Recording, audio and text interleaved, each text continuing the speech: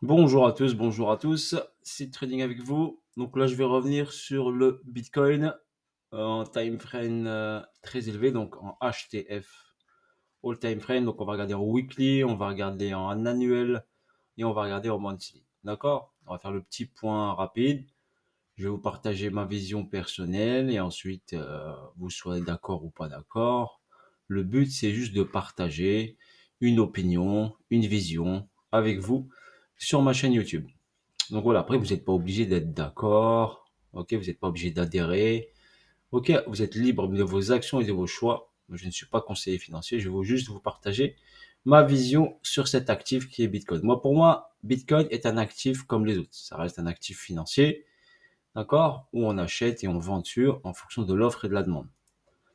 Donc ici, j'ai la courbe du Bitcoin. Je l'ai pris en weekly là pour l'instant. Donc là, on constate quoi? On va partir ici de 2014. On sait qu'on a ici un sommet en 2013 à 1228 $. On a cassé ce sommet, on est parti chercher vers le haut. On a fait ici un ATH en 2017 à 20 dans la zone des 20 000 $. On a retracé jusqu'au 3116 qui est un point déterminant. Et ensuite, on a continué cette hausse ici. On a effectué cet ATH dans les 70 000 $. Donc, ce qui est intéressant, c'est de déterminer déjà la structure majeure du Bitcoin. Donc, la structure majeure pour l'instant, pour moi, au niveau de ma vision, c'est ce sommet, cet ATH à 69 183. Je suis en dollars, pas en USDT, hein. Et ce plus bas à 3116 $. Donc, ça, c'est la structure. Donc, ce plus bas et ce plus haut. Ce low majeur et ce high majeur. Donc, ça, c'est notre structure majeure. OK? Ce qui est très intéressant de faire attention, c'est que tant que cette structure majeure, le prix ne passe pas en dessous, le Bitcoin reste sur une tendance haussière. OK? En weekly, il est sur une tendance haussière. Donc c'est ça. Donc c'est la structure majeure. Pour l'instant, cette structure majeure, elle tient. OK? Si on utilise par exemple le Fibonacci ici sur ce plus bas de la structure et le plus haut de cette structure, on sait que le 50% est à 36 121 $. Donc ça, c'est notre équilibrium. Donc c'est notre repère ici sur la structure. Le 50% de la structure est à cet endroit-là. Donc c'est juste, vous pouvez tracer cette ligne qui vous donne un repère au niveau de cette structure. Donc nous sommes sur la partie par rapport à cette structure, donc on est sur la partie en dessous. Donc cette partie au-dessus, on appelle ça la partie premium, d'accord? Je l'appellerai premium et discount. Donc premium, c'est une zone où on favorise plutôt les ventes et la zone discount, on favorise bien sûr les achats. Donc là, je parle de la structure. Ok, structure principale du Bitcoin. Pour l'instant, on est sur une zone discount, donc une zone acheteuse. D'accord? Tant que cette structure des 3116, ce plus bas, n'est pas inquiété. Nous sommes sur une structure ici haussière. Donc on est venu en discount, on vient recharger pour aller chercher vers le haut. Donc ça c'est la vision sur la structure majeure. Donc tant que j'attire votre attention, tant que les 3116 ne sont pas inquiétés, le Bitcoin est sur une tendance haussière. D'accord? Sommet ici de plus en plus haut. Ici les plus bas sont de plus en plus hauts. Donc là, hop, on a créé un plus bas ici pour cette correction après cette hausse vertigineuse. Donc c'est une respiration qui est pour moi saine. Je ne dirais pas que nous sommes en bear market. Il y en a qui vont dire en bear market. Pour moi, si on est en bear market, pour moi, le bear market se valide si on casse le niveau des 3116 $. Là, si vraiment on fracture ça, et ben même s'il remonte, il validera une tendance baissière. Ok? Voilà pour ma vision. Je vous la partage. Après, vous avez votre propre vision. Maintenant, on va aller en annuel. Donc, une bougie va faire un an. Donc, je vais écarter un peu mon graphe qu'on puisse mieux voir. Donc, une bougie fait une année. Ok? Donc là, on est ici en 2013, 2014, 2015. Là, c'est notre bougie de 2022. Et ça, c'est la bougie 2021, 2020 et 2019.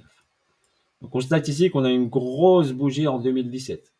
Donc cette grosse bougie 2017 qui a créé ici la plus grosse hausse au niveau du BTC. Donc cette grosse bougie 2017. En une année, on a une super hausse du Bitcoin qui est passé ici de janvier ici, tac, on va chercher vers le haut ici, qui a fait une évolution de 2588% en 2017. Et ensuite, on voit bien un essoufflement de cette hausse.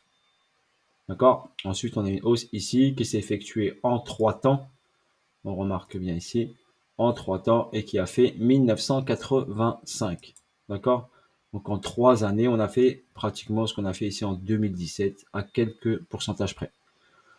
Donc on remarque bien que ici la force, forcément ici elle diminue à partir de ce moment-là. On a eu un retracement et la force a diminué. Si on regarde ici le retracement par rapport à cette bougie de 2017, on constate ici que le prix est revenu ici vers les 78 000, 78,6. Donc si je prends ici bien la bougie, le 78,6 est ici. Et si on met le 88,6, on constate que 88,6, on ne l'a pas titillé. On est resté entre 78,6 et 88,6 de retracement par rapport à cette bougie annuelle de 2017. Donc c'était juste à titre indicatif pour utiliser le Fibo et vous dire que la correction était entre 78,6 et 88,6. Ensuite, si on part sur ces 3 bougies haussières ici, on constate ici qu'on a un retracement. Si on va chercher ici ce plus bas ici, des 3116. Donc ce retracement est entre 61,8 et 78,6. D'accord? Et la dernière fois, on est venu entre 118,6 et 88,6. Pourquoi je vous dis ça? Pourquoi je vous dis ça? Parce que ici, en annuel, ici, sur cette bougie ici, on a un déséquilibre de marché. D'accord? Donc ce déséquilibre de marché qui est ici n'a pas été du tout comblé ou inquiété. Donc c'est pour ça que potentiellement on a de fortes probabilités que le BTC vienne visiter cette zone. D'accord? Mais il peut juste forcément mécher dessus et après repartir à la hausse. D'accord? Il peut juste mécher dessus, venir faire une mèche sur les 13 828 ou rentrer en dessous des 13 828 pour repartir ensuite vers le haut. D'accord? Si on vient directement la bougie ici, d'accord? Dans cette bougie, on a ici 7139 la bougie. Donc après à voir, donc pour moi déjà, pour qu'il puisse valider pour moi un ATH, il faudrait qu'il vienne au moins rentrer dans ce déséquilibre, le combler partiellement, pas forcément totalement, partiellement, rester dans sa structure majeure pour repartir ensuite vers le haut. D'accord? Voilà ce que je vois. Ce qu'il faut constater, c'est qu'on a 2 déséquilibres annuels très importants. Donc on a celui-ci entre 13 828 et 3318 et le déséquilibre qui est beaucoup plus bas ici entre 995 et 350 dollars. Donc vous avez 2 niveaux de déséquilibre annuel très importants. Cela ne veut pas dire qu'il doit y aller directement ici en bas. Non. L'actif, si je le compare à n'importe quel actif, donc il va faire son chemin. Il peut aller faire, bien sûr, un ATH, d'accord, et potentiellement ensuite corriger. Possible aussi qu'il ne revient jamais dans cette zone-là. C'est possibilité aussi, d'accord? Mais la zone la plus proche que je vois, on est proche de cette zone-là. Donc, je verrai bien une incursion dans cette zone entre 13 828 et 3318. OK? Voilà pour votre information au niveau du déséquilibre qu'on a au niveau annuel. Et on est proche de ce déséquilibre. Donc, bien sûr, je verrai bien une incursion dedans avant de repartir vers le haut. Ça lui donnerait plus de force. OK? Voilà pour votre information. Et ça nous validerait bien sûr un retracement comme ici sur cette bougie-là entre les 78,6 et les 88,6. Si j'utilise mon Fibonacci, hop, on l'utilise ici. On vient sur le bas de la structure et le 88,6, il se situe à 10 682 et le 78,6 à 17 285. Donc, idéalement, entre ces deux zones-là, je verrai bien un retour entre 11 000 et 13 000, 11 000 et 13 800 dans cette zone-là. Donc voilà. Donc après, ça c'est du long terme, n'oubliez pas. Ok. Ça ne veut pas dire qu'on va y aller tout de suite. Il est obligé de travailler bien sûr avant. On va revenir ici en weekly. Donc en weekly, qu'est-ce qu'on voit? D'accord. En weekly, on voit quoi ici? Donc on a notre structure principale. Donc notre structure principale ici. Donc là, on est là sur la structure principale. On a ici un retracement effectué en 3 temps. On est venu prendre ici cette structure mineure. Donc ça, c'était une structure mineure ici. Donc on avait ce plus bas ici qui était créé ici, où le Bitcoin a travaillé énormément sur cette ligne. On sait des 28 800, 28 900. C'était la structure ici mineure qui a été bien sûr fracturée. Donc elle a été fracturée celle-ci. Donc on est venu chercher bien sûr plus bas. Donc voilà, là, cette structure-là, on l'a cassée. Tac, et bien sûr, on peut venir la chercher à nouveau. Avant d'aller chercher bien sûr en bas. Ok. Donc là, quand on est descendu en 3 temps, on a une zone ici de latéralisation qui dure depuis juin 2022.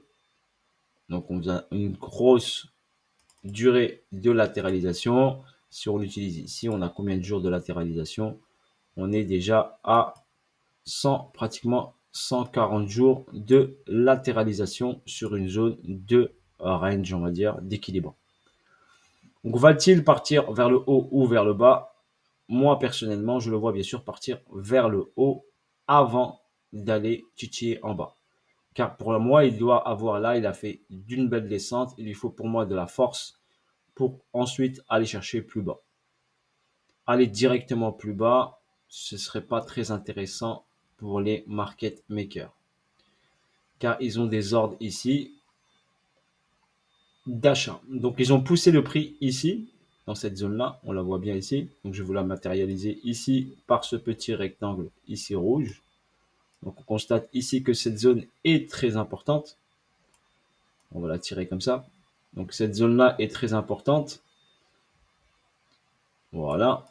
Où le prix est passé au-dessus, en dessous, au-dessus, revenu dans la boîte, travailler et ensuite la casser avec une accélération baissière.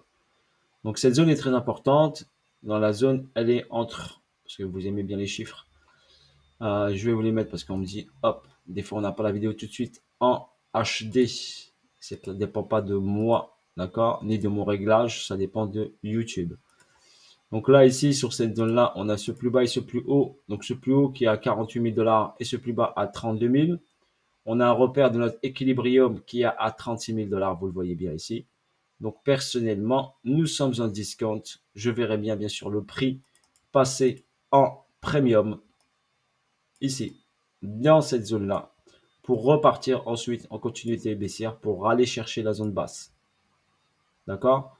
Ici, on a un petit gap sur les 11 000 $. Vous le voyez bien ici. On a eu cette accélération ici, haussière ici. On a un petit gap sur ce niveau-là. Je vais vous le faire avec une ligne, ce serait mieux. Donc ici, nous avons ici un petit gap sur la zone des 11 188 $. Donc ici, vous avez une zone intéressante où il y a un trou de cotation. Donc ne pas oublier ce trou de cotation. On le retrouve bien sûr en CME également. Donc en contrat futur. Donc c'est 11 188 et 11 024. Donc 11 000 $, on va dire grosso modo.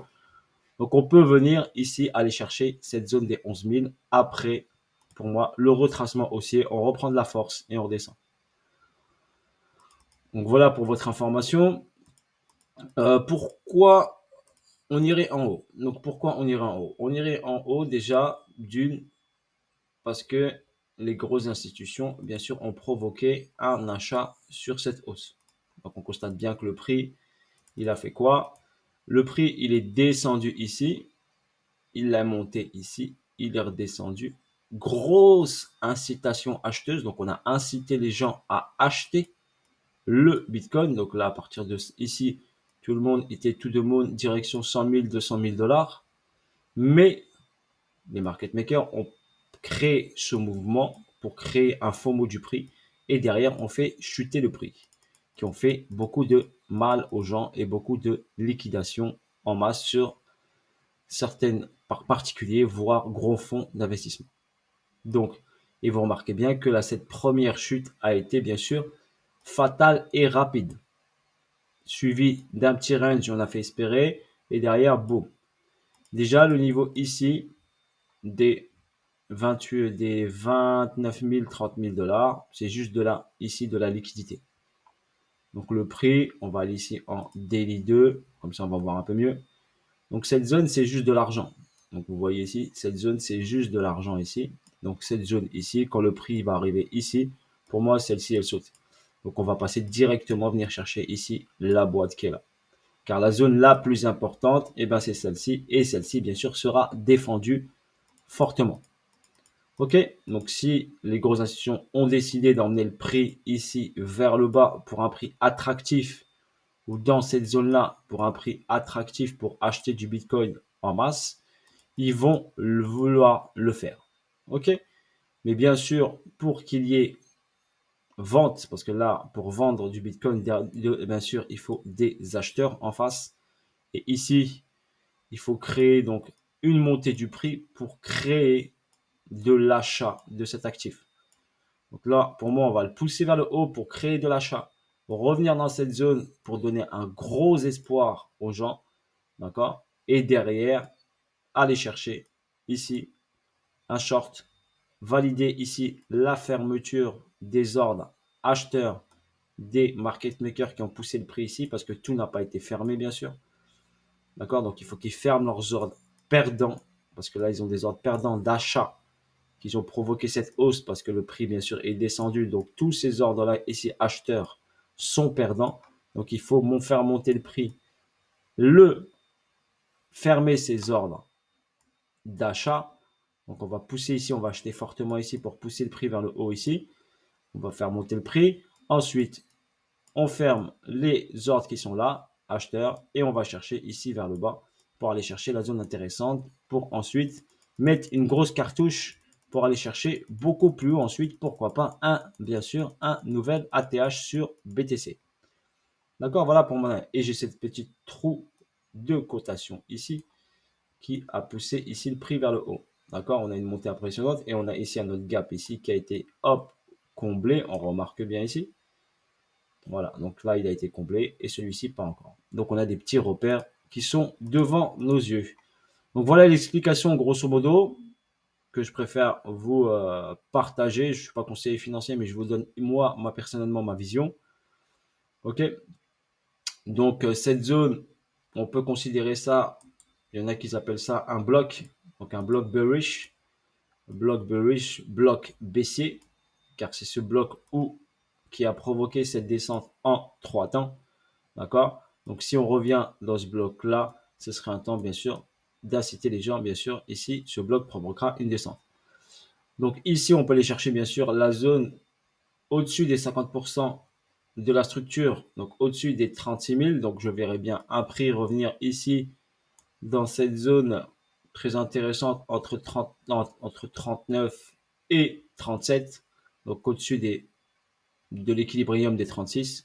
Ce qui est intéressant, si on utilise notre Fibonacci et si on regarde notre zone des 61.8, si on prend ce point bas ici par exemple, d'accord, et on va chercher un retracement ici par rapport à ce point bas et ce point haut.